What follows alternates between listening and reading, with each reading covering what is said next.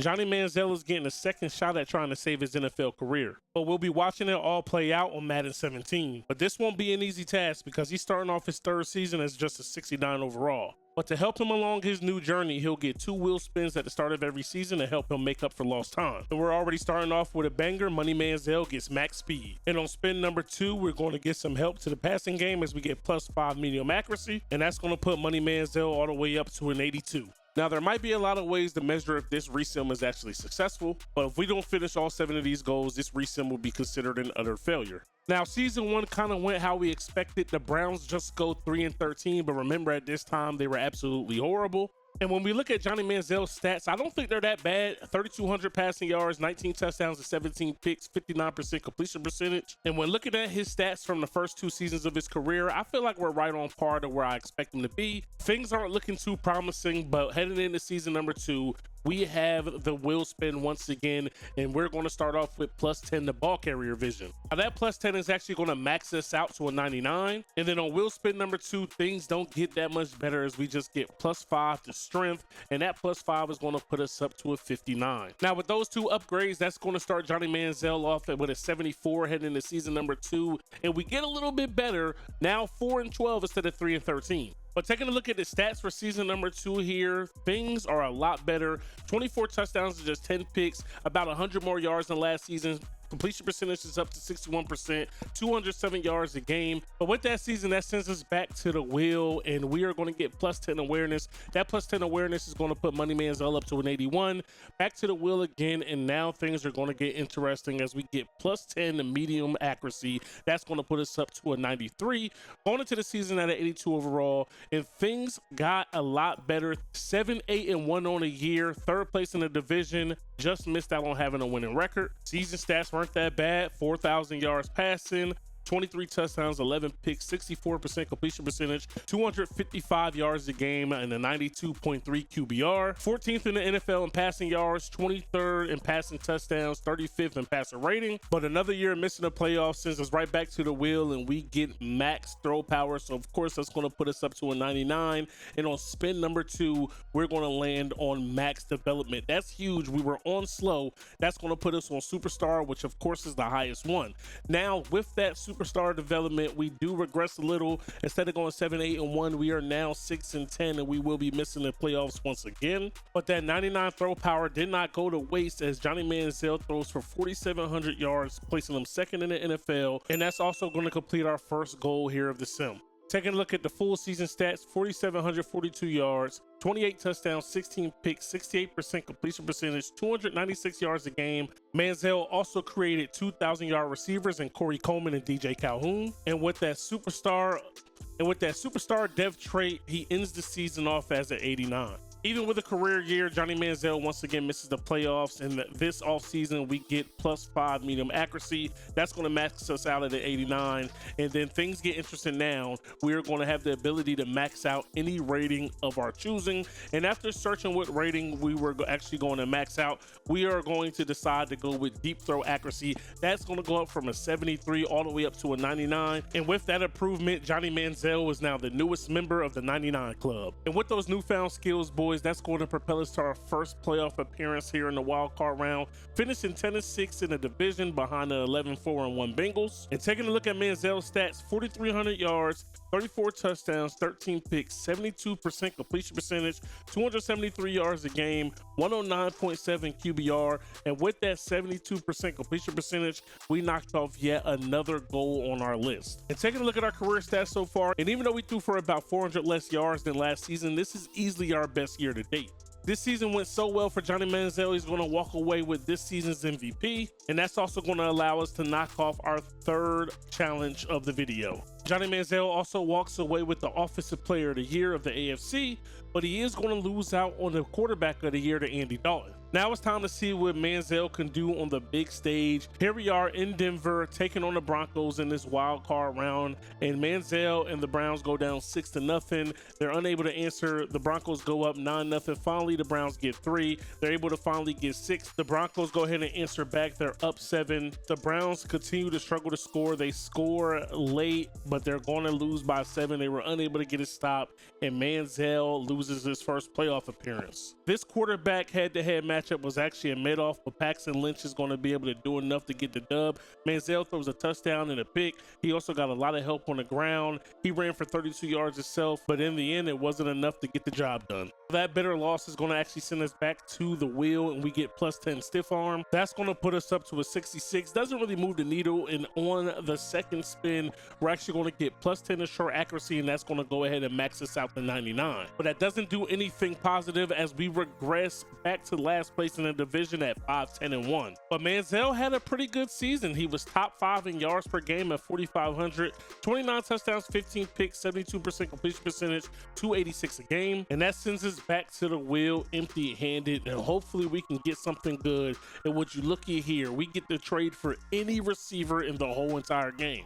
We thought long and hard about this one, and we sat on Brandon Cooks' name for a very, very long time, but ultimately when it was all said and done, we had to go to the Madden GOAT, OBJ himself, and bring him over to see if he could help out Money Manziel. Now, even with that blockbuster trade, we still had one more wheel spin, and this time we get plus 15 in speed, excel, and agility. So that's going to go ahead and max out our agility. It's also going to max out our acceleration, and our speed dropped down to a 97, so we're going to go ahead and remax that out as well. But their first season ends in disaster as they're in last place of the standings once again at 5-11. But Manziel wasn't terrible. 4,100 yards, 30 touchdowns, 9 interceptions, and that's going to complete yet another goal on our list. In OBJ's first season with the team, not bad at all. 77 catches, 1,000 yards. Corey Coleman continues to ball out, 90 receptions, 1,000 yards. But OBJ got the bulk of the touchdowns with 12. So that failure of a season sends us back to the wheel, and this time we only get plus 10 elusiveness. That's going to put us up to a 90, but it does help for a mobile quarterback. And then going back to the wheel for the second spin, we get to trade for any old lineman. I lost the footage, but you see that 99 overall left tackle. The Panthers drafted him a couple seasons ago. We went ahead and snatched him up, and this season ends with a plus 10-6. We win our division, and Johnny Manziel wins his second MVP. OBJ gets acclimated to the offense, 120 grabs, 1,500 yards, 18 touchdowns. Corey Coleman, 96 grabs, 1,000 yards, 5 tugs. And that sets the stage for us being at home, taking on the Tennessee Titans in a wild card round. Hopefully we can get a dub. Money Manziel now knows that the playoffs are never promised because it's been a minute since we've been back, but hopefully he can take this moment by the horns and actually, you know, get the job done. He stays up 2 touchdowns here, going back and forth, trading points with the Tennessee Titans. The Titans are only getting 3 now. Manziel and the company are still getting touchdowns. They're going to put up 45 points, and whenever you put up 45 points to the team, if you lose, your defense is terrible, but luckily for us, our defense is just good enough. Money Manziel went head-to-head with Mariota. Mariota, a touchdown, 2 picks. Manziel, 22 for 25, 88% completion percentage, 304 yards, 2 touchdowns, no picks.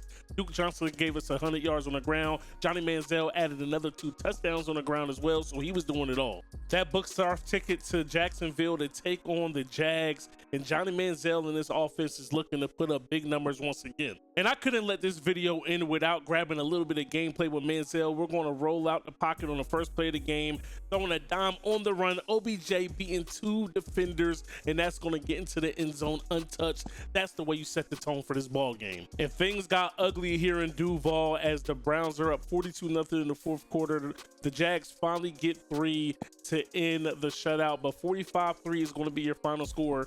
Back-to-back games with 45 points, 90 points to 2 games in the playoffs. You're bound for success if you play that well. Now, Johnny Manziel did turn the ball over a ton in this ball game, but Blake Bordeaux, 0 touchdowns, 6 picks, 10 for 30. That made Manziel look like he had one of the greatest performances of all time, and that puts us just 1 game away from the Super Bowl, taking on the then San Diego Chargers. We play the winner of Detroit versus Dallas. Let's see if Manziel can get it done. It's pretty huge here that Manziel and this team have home field advantage. They go up 7-3 in the 2nd quarter, now 7-6, 14-6. San Diego is finally able to punch it in. They get a stop, they go up 6. Now the Browns are up 1.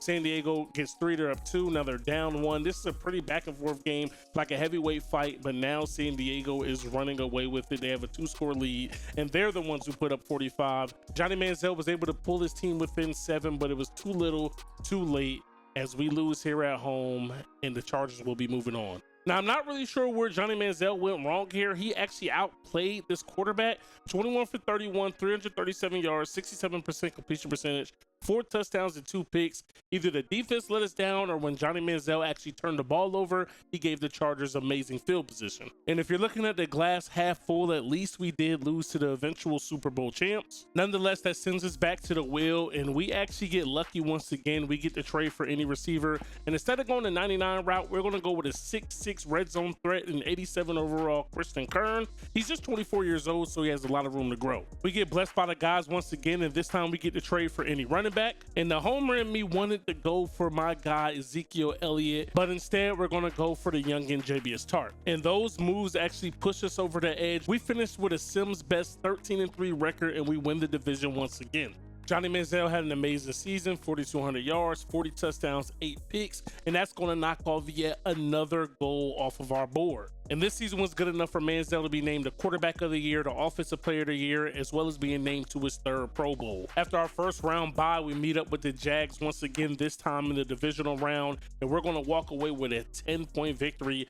Johnny Manziel takes on Blake Bortles once again. Blake outplays us a little bit touchdown-wise, but 30 for 37, 334 yards, 81% completion percentage, 1 touchdown, 1 pick. That was enough for Manziel to get the job done. Now Johnny Manziel is going to meet up with Paxton Lynch once again in the AFC Championship this time. He's going up top to Kern, who we picked up from that trade, and he's going to answer first in this ball game. But this ball game was a slugfest. The Broncos weren't going away quietly. They were going to compete. They were going to battle. They weren't going to lay down. Paxton Lynch and Johnny Manziel are going at it. This is an absolute classic of a ball game in the snow, might I add. But the Browns go up 18 points. The Broncos are playing from behind, and they're going to make this one closer than it actually was. But in the end, they're going to lose this game by 7.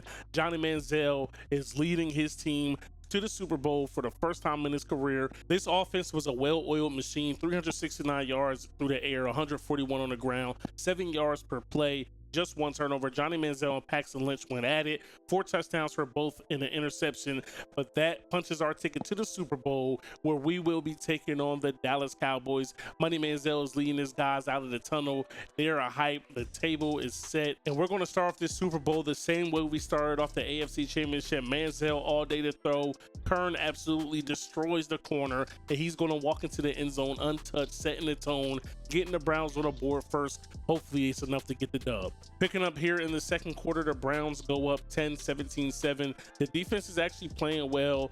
Browns are struggling to score. Dallas goes down 7. They actually end up tying the ball game up. They're going to take the lead 20-17 here in the fourth quarter, 2020 ball game.